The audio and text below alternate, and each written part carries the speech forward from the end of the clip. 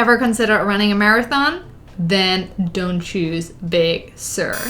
I will tell you all about my journey and all the lessons learned if you ever were to consider running a marathon.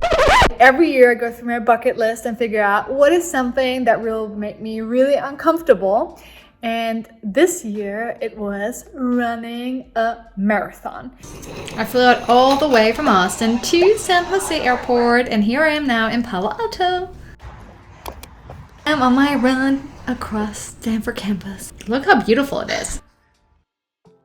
My last run before the marathon, and it's right here on Stanford campus, and I feel a little bit nostalgic because I used to live right next to Stanford before I moved to Austin, and it's kind of cool that this is my last run before the marathon. I picked up my bib at the conference center in Monterey, and to my surprise I had to wait way longer than I thought because there were 5,000 people running the marathon. Wild. Just picked up my bib. Yay! The unfortunate news though is apparently the bus stop in Carmel is already sold out, which no one told you about. I'm gonna try to make the best out of it, but if you're planning on doing this and like staying in Carmel, make sure to arrive early to get your transportation ticket because I had no idea. So I drowned all my frustration in pasta. It's 2:45 a.m. in the morning. I'm gonna brew some coffee and gotta get to the bus soon. Who's ready? You see, I'm wearing a sweater and sweatpants. I actually have all my running stuff right below it because we're gonna wait for 2 hours in the cold. And so these are things that I can throw out afterwards. They usually like donate all the clothes that you put aside. So I'm ready. Are you?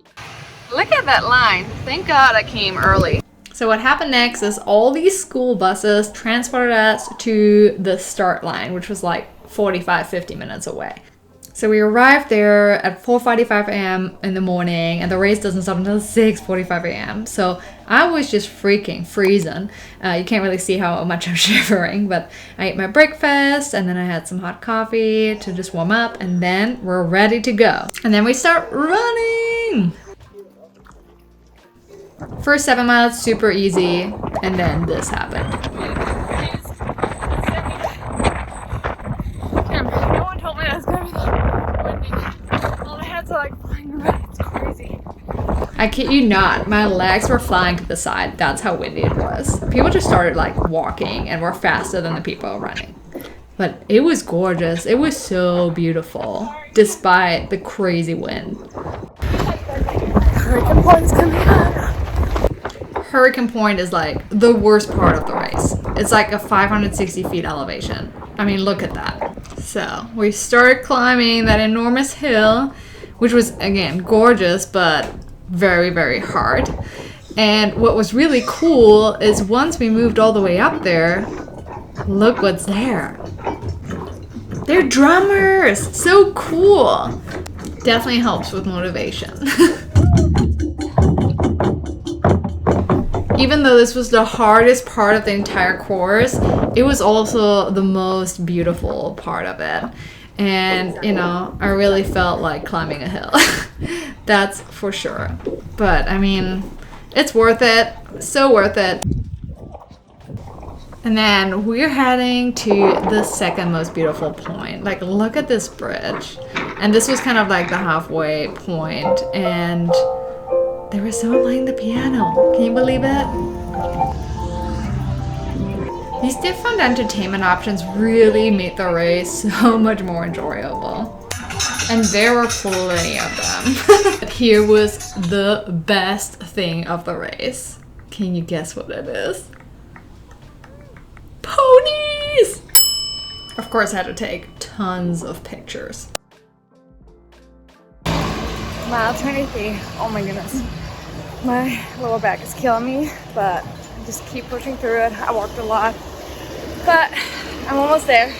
And then at mile 24, they gave us strawberries. So cool. We were definitely feeling the pain.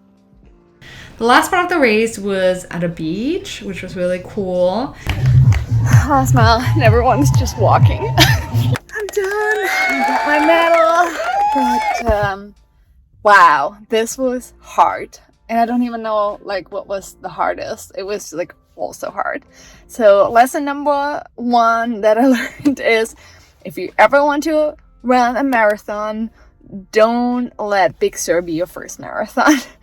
The hills are no joke. Like, I had to walk most of them because my lower back was killing me, like seriously killing me.